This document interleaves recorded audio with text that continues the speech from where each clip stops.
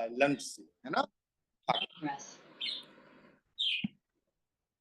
तो ऑक्सीजन को जो उठाकर ले जाता है हमारे लंग्स से, फेफड़ों से, है ना, और हर एक सेल में पहुंचाता है, वो आपका कौन होता है?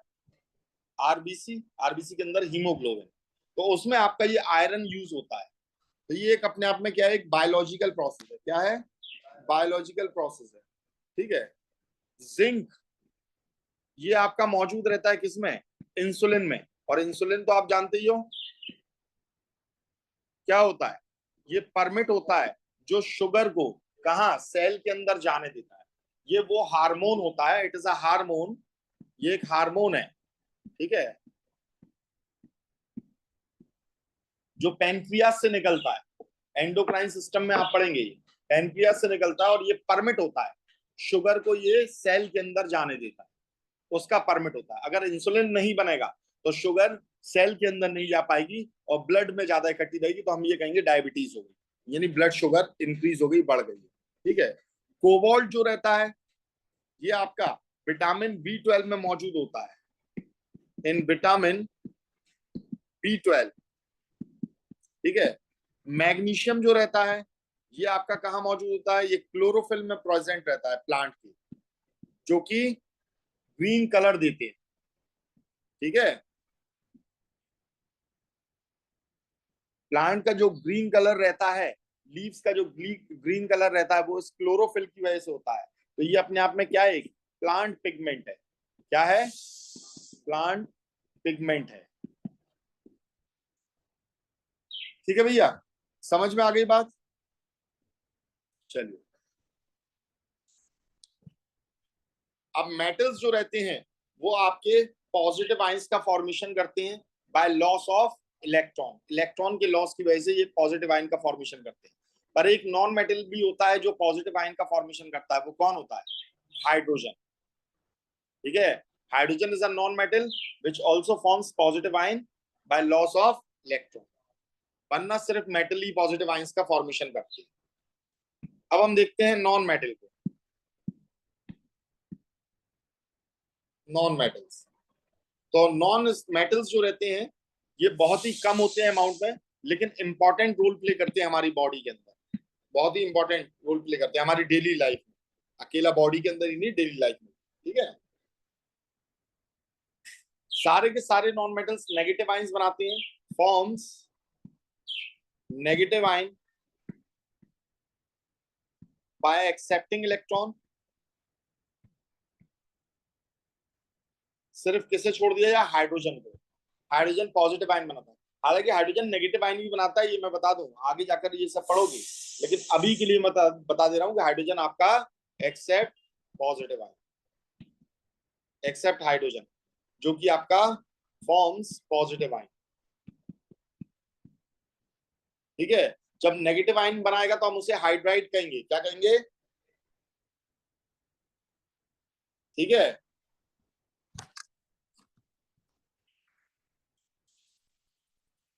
हाइड्रोजन का यूज क्या होता है? Used in formation of ghee by vegetable oil. जो वेजिटेबल ऑयल्स होते हैं ना, तेल वगैरह रहते हैं, तो उससे जो हम एक घी बनाते हैं, वनस्पति घी, जिसे हम डालडा बोलते हैं, वनस्पति घी जिसे हम क्या बोलते हैं? डालडा। तो वो हाइड्रोजन से ही बनता है, हाइड्रोजिनेशन करके प्रोसेस। यही मैंने आपको बताया था, अभी हाइड्रोजिनेशन प्रोसेस बताई थी, ये हो रही है ना। तो उसमें अनसैचुरेटेड हाइड्रोकार्बन होते हैं, किसमें? वेजिटेबल ऑयल्स में अनसैचुरेटेड हाइड्रोकार्बन है, यानी कार्बन की चेन है जिनमें डबल बॉन्ड और ट्रिपल बॉन्ड मौजूद है, उसी का सैचुरेशन कर दें, यानी डबल बॉन्ड और ट्रिपल बॉन्ड को तोड़ दें और हाइड्रोजन लगा दें, तो वो सैचुरेशन कहलाता है और वहीं आपका घी का फॉर्मेशन होता है। ठीक है। हाइड्रोजन आपका कार्बन के सारे कंपाउंड्स के साथ में लगभग मौजूद होता है। हाइड्रोजन along with कार्बन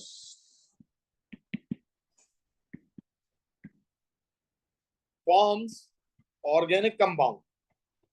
ये ऑर्गेनिक कंपाउंड का फॉर्मेशन करता है।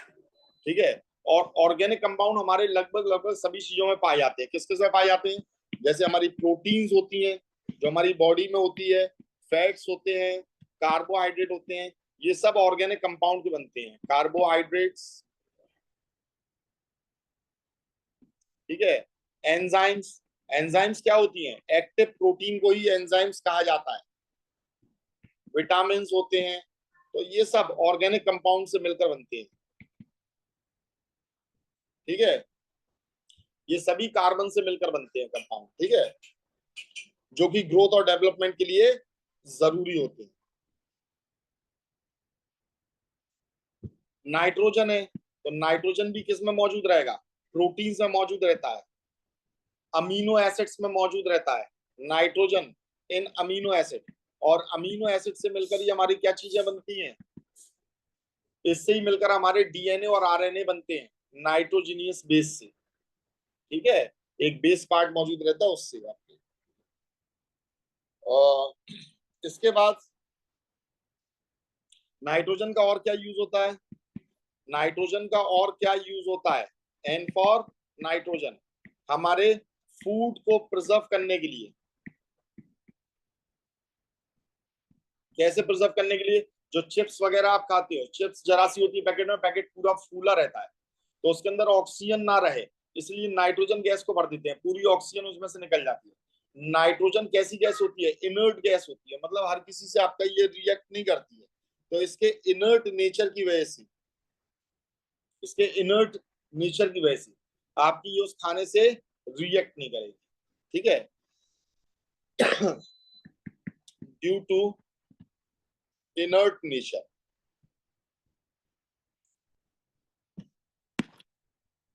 ठीक है भाई।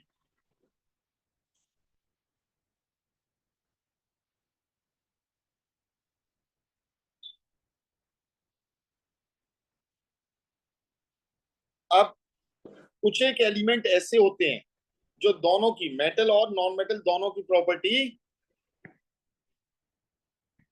को शो करते हैं, उन्हें हम बोलते हैं metalloids. Shows properties of both metals and non metals. कौन कौन से होते हैं भैया? तो बोरॉन होता है, बी, ठीक है। सिलिकॉन होता है, एसआई। जर्मेनियम होता है, जीई। आर्सेनिक होता है, एएस। एंटीमनी होता है, एसबी, ठीक है। टेलोरियम होता है, टीई। पोलोनियम होता है, पीओ। तो इन सबको क्या कहते हैं हम? मेटलॉइड्स कहते हैं, जो मेटल और नॉन मेटल दोनों की प्रॉपर्टीज को शो करते हैं। नहीं, वो दोनों की प्रॉपर्टी को शो नहीं करता है।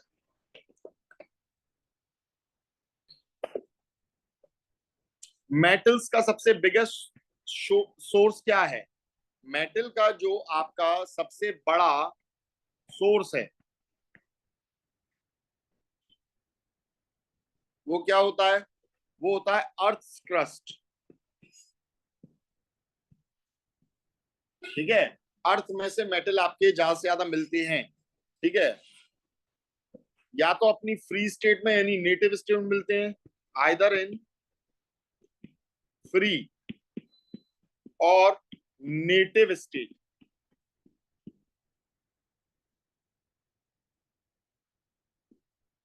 ठीक है। नेटिव भी कहा जाता है, फ्री भी कहा जाता है, और इन कंबाइंड स्टेट, या फिर ये किसी ना किसी के साथ में आपके कंबाइंड मिलते हैं, कंबाइंड स्टेट, ठीक है।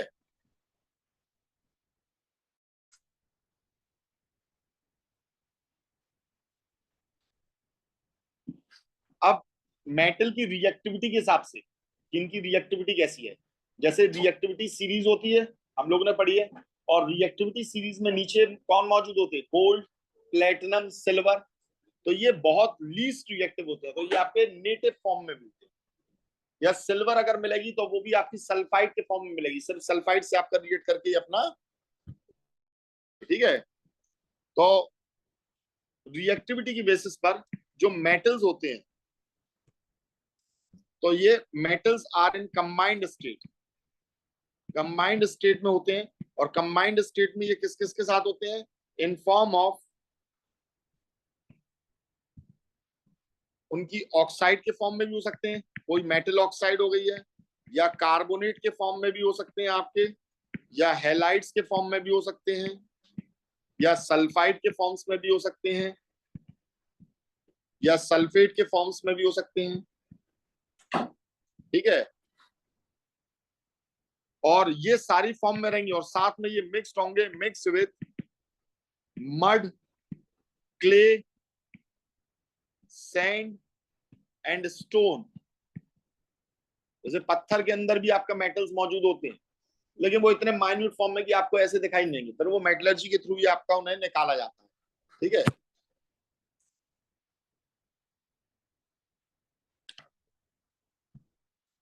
अब देखो कुछ एक मेटल्स हैं, जैसे सोडियम वगैरह हो गया।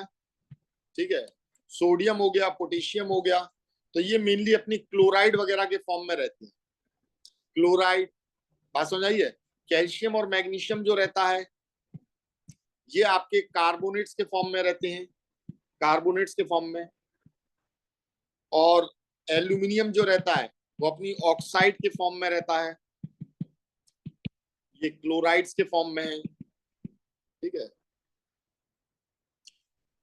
और जिंक जो रहता है, लेड होता है, कॉपर होता है, मरकरी होता है, और सिल्वर होता है। ये सब अपने सल्फाइड के फॉर्म में मोस्टली पाए जाते हैं, ऐसा नहीं है कि हमेशा ऐसे ही पाए जाएंगे, मोस्टली इन फॉर्म से आपके ये पाए जाते हैं। ठीक है, तो जब ये इन सारी चीजों के साथ में कंबाइंड रहते हैं, तो कंबाइंड रहते हैं, तो हम इन्हें बोलते हैं क्या चीज, मिनरल्स। क्या बोलते हैं, मिनरल्स। तो मिनरल्स क्या होते हैं, naturally occurring, naturally occurring compounds of metals, compounds of metals mixed with soil, mud,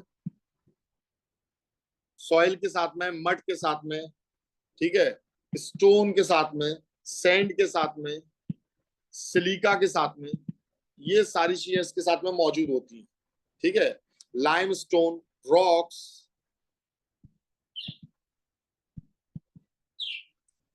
तो ये सारी चीजों के साथ में जो आपका मेटल का कंपाउंड रहता है, कंपाउंड्स ऑफ मेटल, तो इसी को हम बोलते हैं मिनरल। मतलब जमीन खोदकर आपने पूरी मिट्टी निकाली, तो उसमें मेटलिक कंपाउंड भी होंगे और ये सारी चीजें भी होंगी, तो इस सबको हम कहेंगे मिनरल। और ऐसा मिनरल जिसमें से मेटल को एक्सट्रैक्ट करना आपको सस्ता पड़े और आसान पड़े, उस मिनरल को हम कहते हैं ओर। क्या कहते हैं, ओर। ओर क्या होती है, दोज मिनरल्स, ऐसे minerals from which metals are extracted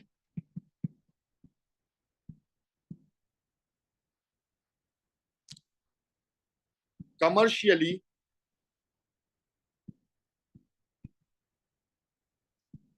at a comparatively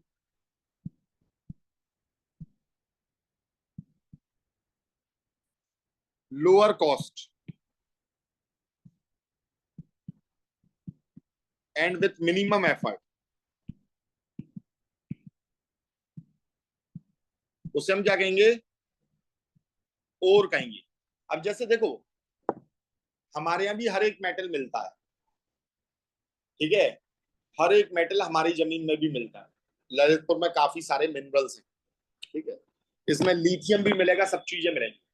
पर लिथियम बेसिकली चाइना में अगर आप देखोगे तो चाइना में लिथियम बहुत ज्यादा मिलता है, और उधर ज्यादा से मतलब नहीं है, लिथियम को अर्थ क्रस्ट में से निकालना कमर्शियली हमारा कैसा, लो कॉस्ट पर पड़ता है और कम एफर्ट में पड़ता है, इसीलिए चाइना बैटरी का फॉर्मेशन ज्यादा से ज्यादा करता है।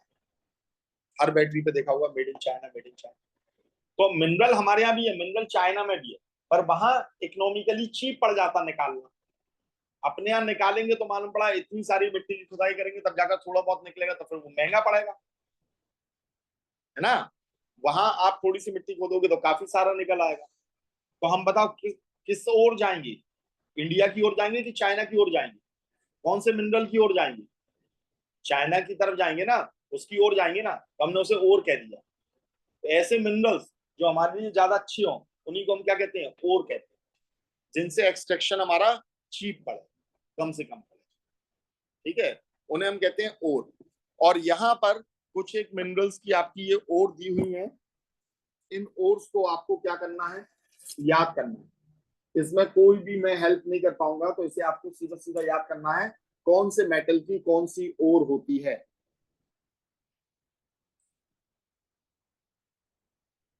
ठीक है भाई। तो मैं ये एक फोटो खींच के डाल दे रहा हूँ।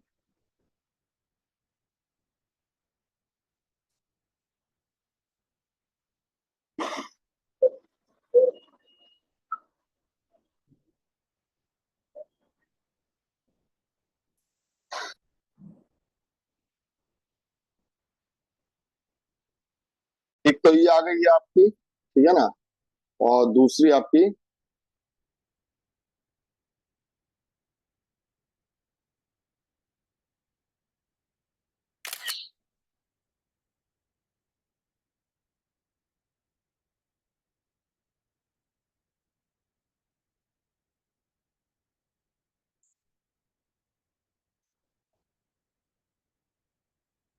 ये रही है। और इसके साथ में अब इसकी एक्सरसाइज भी लगा लीजिएगा। ठीक है, तो ये पहला पार्ट इसका आपका ये कंप्लीट।